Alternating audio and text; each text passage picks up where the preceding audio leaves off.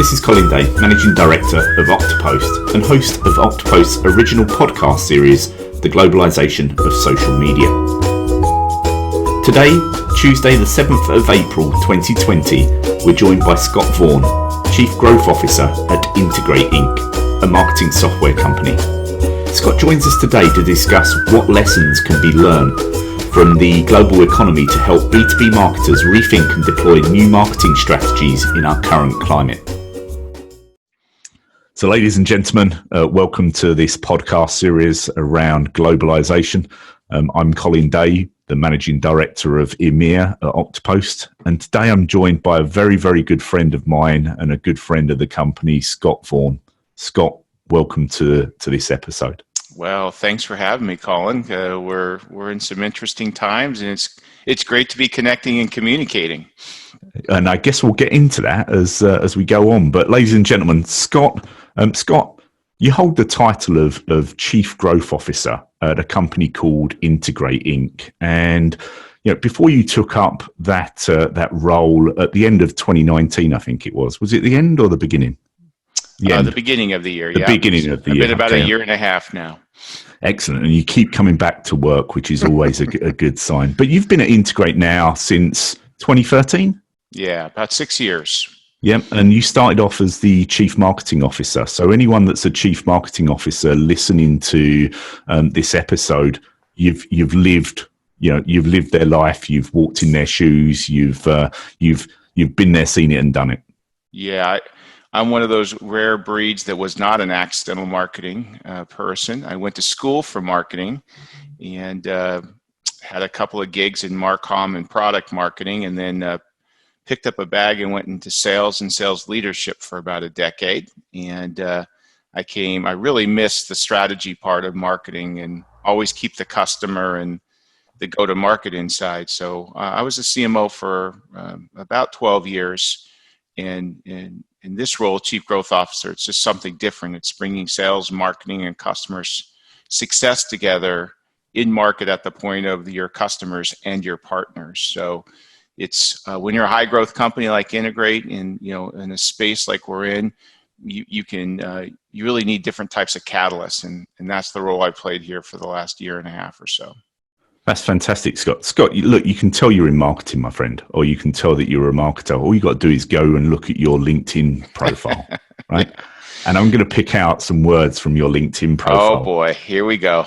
I work hard to find and exploit companies' secret sauce. All right. So just to give, the ladies and gentlemen the audience that are listening to this a view into the man that is Scott Vaughan, I think that really sums it up. I mean, I've known you for 4 or 5 years now? Yeah. About that, right?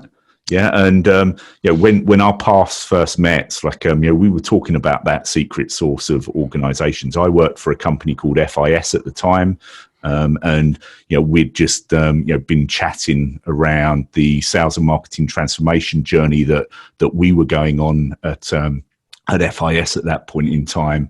And, it was that secret sauce, right? It was about shining the light on what the companies need to do in order to take it to the next growth. So the fact that you're now the Chief Growth Officer, at Integrate really sums up all of those early conversations that you and I had. So that's terrific, mate. And thank you for joining me today. I've got a few questions for you, Scott, because we're living in some very, very interesting times, right? It's like the COVID-19 virus that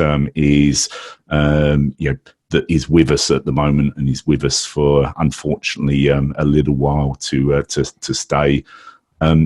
Is certainly causing organizations and business to think about how they go through that sales and marketing strategy and initiative, right? In so much as companies have sent staff home, right? We've now got a whole work from home culture that wasn't here maybe 2-3 weeks back in some countries.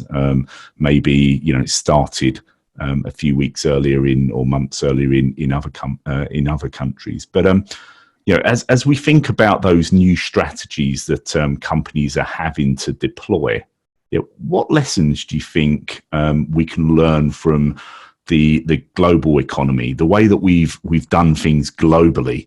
Yeah, the way that we've worked with remote teams, across the world and colleagues across the world. What lessons do you think we can learn from all of that? It's like history that we can then bring to bear in the situation and climate that we find ourselves into today? Yeah, I'm not sure there's a direct parallel, but there's lots of lessons from other eras we've been in, or crisis or tough situations. This is becoming global very quickly.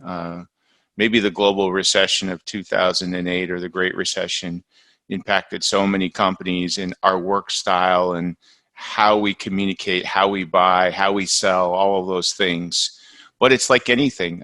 You said it at the top. You now look for what is the need, what is your secret sauce, how can you help, what can you do in this time? And so what we've aired on at Integrate really is we've gone into what our CEO Jeremy Bloom calls wartime mode, where we've locked down, and I don't throw that term around, but just the mentality. So we went into brainstorm mode internally to think about what we can do, what we need to do in teams.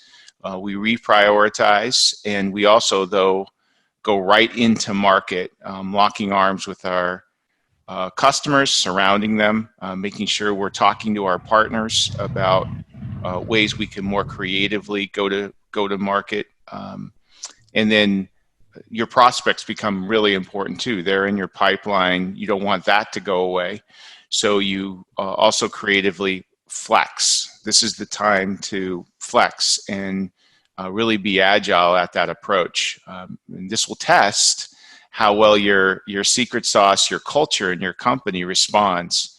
So that's, I think, the phase we're at now. I think no one really knows where we navigate to specifically, so the communications has to be high. Scott, it might be worthwhile just touching upon what Integrate does as a business, right? It's like for the audience. So, Chief Growth Officer at this, company called Integrate that you've already talked is on. It's like this acceleration curve, and this is a hockey stick year for you guys, right? It's like what do you do? What is Integrate? Yeah, so we're a marketing software. We offer something called the Demand Cloud, and Demand Cloud allows B2B marketers to put all of their demand channels, so all your social, your events, your third-party demand gen, your lead gen, webinars, anything that you're doing where you're using third-party programs and sources and channels to generate demand into one cloud, into one space. And then underneath that is something we have called orchestration software that connects those different channels, make sure that all the data is standardized, validated, et cetera, and connected into your downstream systems and follow-up process. It's really, in some ways, CRM did that for the customer.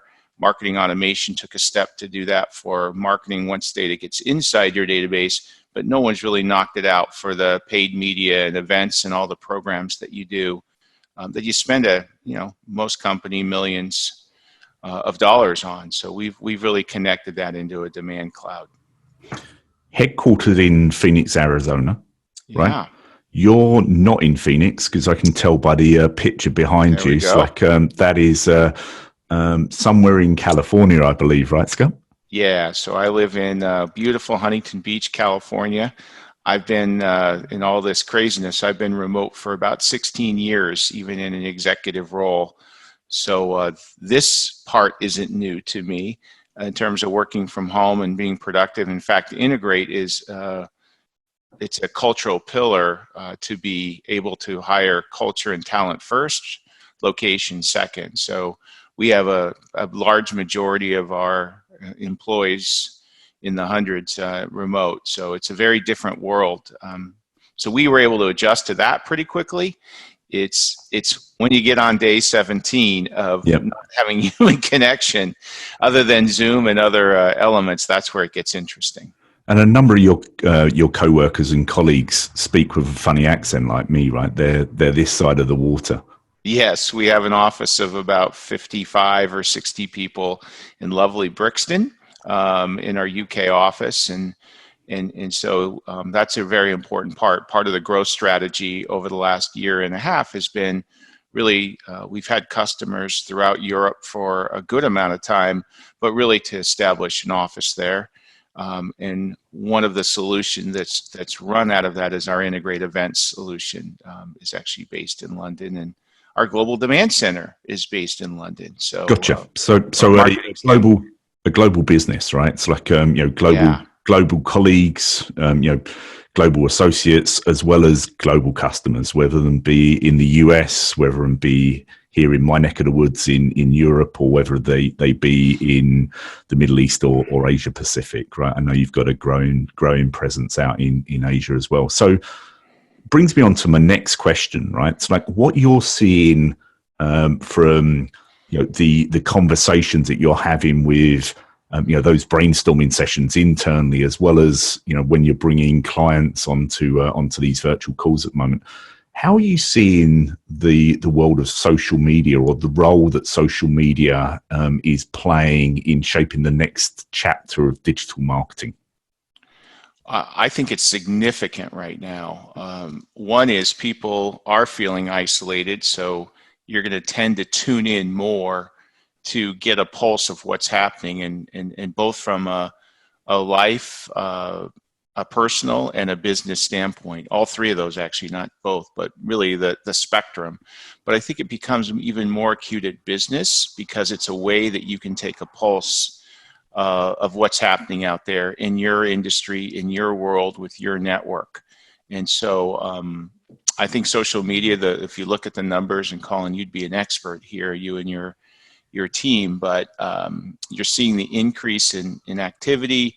You see the increase in empathy, which I think is so important right now to give people a sense of perspective. You're also getting a lot of information and headlines, which can also, you have to sort through. So there's all kinds of aspects, but it's become a really powerful way to stay connected and to stay human. And Scott, there's none better at it than you. I mean, if I look at your LinkedIn profile, it now looks like I've been stalking you, or indeed your Twitter profile. I think your Twitter account is Scott A. Vaughan, right? Correct. Yeah. Okay, I found the right person then. It's like, well, it had your photo on it, so it must have been you. Otherwise, you've got someone spoofing you, mate. But if you look at the number of followers that you've got, on Twitter, right? Looking a couple of minutes ago, it was 5,287. Which is bigger than some organizations, right? Yeah. So you've got a huge following, right? It's like you've got a huge ripple effect, right? That if you post something out there, and it's like just 10% of that, it's like goes and likes it or shares it, it's like it starts to magnify, right? So what are you seeing with regards to the marketing strategies that people are putting in place to maybe replace some of the P2P conversations, right? The person-to-person conversations. How are you seeing marketing organizations and CMOs change their thought process around how they connect and stay connected with their clients and prospects? Yeah, we're working with our customers, not about integrate, but just in general marketing strategy, and been offering sessions, what we call therapy or strategy sessions, depending on where you are in the spectrum. I'm sure it's a lot of therapy right now, right? Yeah, well, we all need it. We need to stay connected. We need some inspiration. We need some ideas. Most importantly, what I've learned through these processes is get involved and get moving, stay moving, because you can't wallow. There's no time for that. You need to take the time to take care of yourself and your people and kind of go with it. It's the new normal, right? But if you're going to get down to business, there's a couple things as a marketing. We kind of have a 6-point pivot plan that are areas of things you can do. One is you need to check all your communications and messaging to make sure it's appropriate for this time. Hold those email nurtures that you had, or check your ad messages, your social post. Even go back to the website to make sure that the language is tweaked and tightened up for the current times. You need to be an auditor and inspector. The second thing you need to really think to do, okay, likely many people, anywhere from 18 to 40% of budgets are actually deployed on face-to-face events. So what are my alternatives in terms of staying in front of that audience? What are my alternatives in terms of making sure that it helps to hit the opportunity and pipeline number? And here I think you're seeing people get very excited about virtual events. I'm an optimist, but I have to tell you, I was in that space at UBM in 2004, 5, all the way through 2010. And by the way, it doesn't look much different than it did then. So I don't think that's a holy grail for people. Can it get people connected and bring people together? Can it be educational? Yes. But I don't think it's the only answer today is to move those dollars to virtual events. Excuse me. So I think you have to then turn up your digital strategy. And that doesn't mean just pour more into the system, but maybe rethink. This is the time to go into a couple areas with your communications. One is there's so many more signals that you can get out of the noise using stuff like intent and targeting, that you may want to go much more focus on those companies and those industries that aren't in complete destruction. Travel and hospitality is not a place to be in. I know that's such an obvious statement, but precision becomes important here. And through that position, there's another thing that I call angel marketing. And there might be a phase, which I think is now, where angel marketing is reaching out and doing things about the people on those teams at your customers, your prospects, your partners, and working with them. An example would be you had maybe some trade show swag and gear. Now, this is a tactic, but you may want to redeploy that in a fun and interesting way to stay in front of your customer. You may want to do campaigns to offer sessions with your best experts. A lot of our companies that we all work at on this podcast have expertise in certain areas that you want to deploy into the market, more one to a few or one to one than one to many. On the digital side, I do think, though, precision, and I think having a presence with the right message, not a product pitch message, and to get really creative. That's why these get in a room, brainstorm, no rules.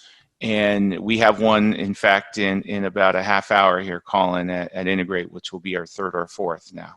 So is that you telling me I need to speed up and get some more questions out to you because you've got to leave in half an hour, Scott? Well, the brain's got to keep moving. Yeah, you've got it. Actually, I just want to pick up on one point you said there, right, about the budget allocated to events and realigning that to other marketing activities and tasks, be those virtual events, be those creating new content, be those pushing stuff out through new channels or supporting new channels such as social. Do you see that the CMOs that you're working with in your customer base, that's something they're thinking about, or is it a case of you're educating them to think in that way, or is it a combination of both? It's a combination of both for sure, but everybody's thinking about what do I do next, and because the natural thing that everyone says is my budgets are frozen. Yeah, and generally, I'm not seeing that across the board. I do believe that will happen.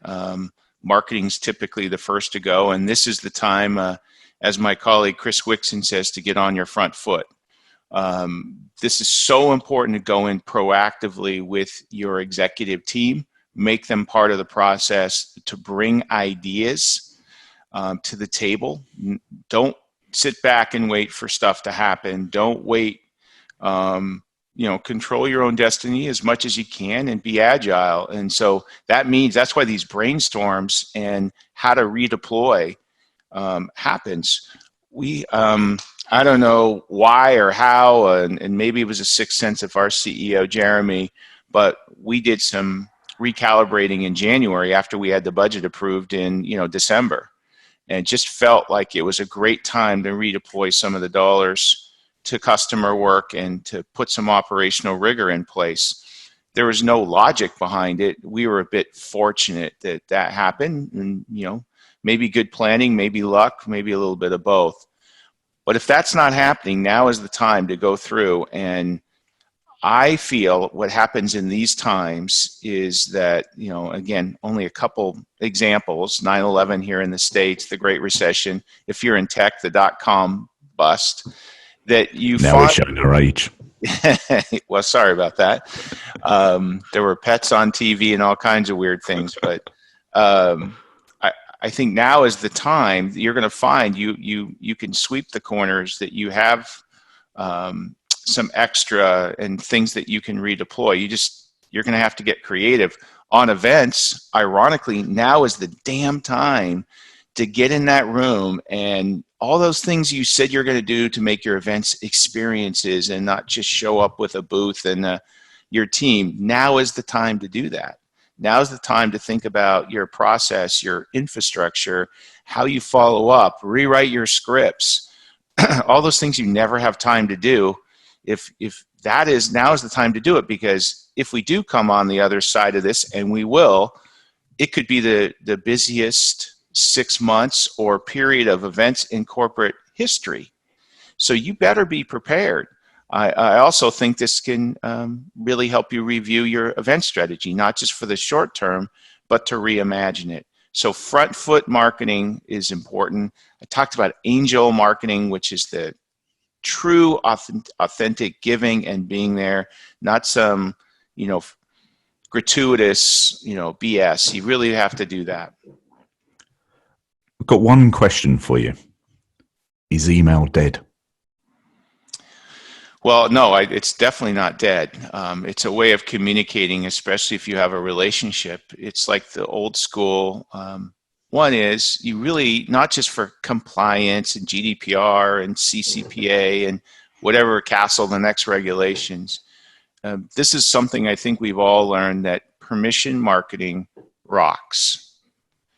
Opt-in rocks. You don't want to just say, well, I've got it. How big's my list? You want to be able to get the right people, and you want to have the value to do that. So no, email is definitely not dead. There are companies that, you feel desperate, and maybe your executive team or your head of sales says, I need 10,000 emails to go out. We need it. Oh my gosh, the building. Blast. Yes. Resist, push back, do everything inhumanly possible not to do that. This is not a time to blast. This is not a time to panic, because, by the way, your buyer on the other side is going to feel that. You can't do it, and the feeling's real. So acknowledge it. If we're all under pressure, and the pressure is probably going to get greater. It's not going to get easier at the time of this podcast, I would say.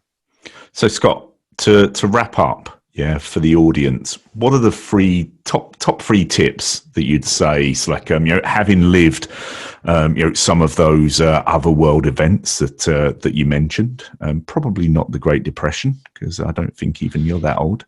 But having lived some of those other world events, right? What are the three things that you would encourage listeners that are either CMOs, marketers, general marketers, people in sales enablement, sales strategy, and sellers themselves? What are the three tips you'd put out there for them to think about and encourage them to look at?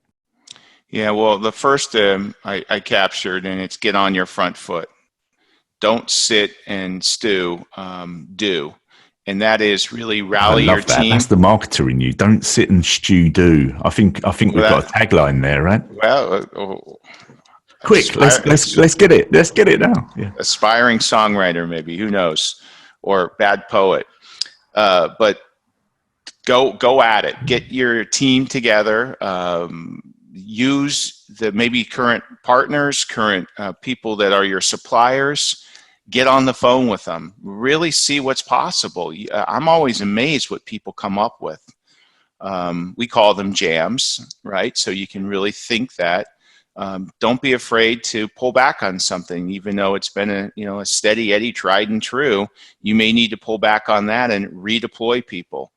get out and get on the front foot and be out communicating, talking with your customers, your prospects, and lock arms with your partners. So that's number one. Number two really is put yourself in the chair of your buyer, of being human. Really check that messaging, really understand, resist the need to blast. Being human right now in the digital world, in the face-to-face world, is everything, because that's how they're going to remember your company, your brand, and their experience. And would that be relevant, right? Yeah, completely. Contextual is massive. If you haven't been segmenting, now's the time. I've done some posts like I've been sharing. Why am I getting this email? I haven't talked to this company in 10 years. I don't need a mass email from your CEO saying we care. Cut that out. Don't let that communications go out. You may need to communicate to key customers about continuity planning. That's important. Or you may want to put a message about, an inspirational message about what you're doing and asking what other people are doing. Use social media for that. That is an open community in a conversation, not an email blast that we're getting from everybody with corporate language, even worse. So be there to edit, be there to inspire. Show, if you're not in a position where you're an executive and you have a full voice at the table, go show people great communications. I saw one from Levi's that was unbelievable. Your jeans will be here. Was the message. It was so dead on to their brand and who they are and authentic. Like, right now our stores are closed. We're online if you need us, but jeans will be here when we're in a place to do this, as an example. And then I think number three, Colin, when you do this, is what I do is I close my eyes and I try to look on the other side. What does the world look like in 3, 6, 9, 12 months? And why there's unprecedented times, and we've been through other crises, especially at local levels and global levels, that we can extrapolate. And that's what we try to do, and almost play chess and work your way back and do some future mapping, what that world looks like. That may also unlock and tell you what are the right things to do now, what can I do now. So those are three kind of just general philosophies that I have and I see work, and I'm sure that your listeners have a lot more ideas that they can share on social around this podcast. And Scott, bringing that to an end, they can find you where? If someone wants to find you on social, what's the best channel to get to you, my friend? I'm pretty active on LinkedIn. I'm a big believer in sharing ideas, stealing ideas with credit, of course. So that's Scott Vaughan, Vaughan, on LinkedIn. You can find me, and love to connect with you, talk, set up time. If they want to socially stalk you on Twitter, it's Scott A. Vaughan, right? Correct. Scott A. Vaughan on Twitter. So, yes. Ladies and gentlemen, my good friend Scott Vaughan. Scott, thanks for giving up your time to come and talk to us today. I really enjoyed it, Colin, and take care of yourself and your family, and everybody stay together. We're all in this together. Stay together, stay safe. Thanks, Scott.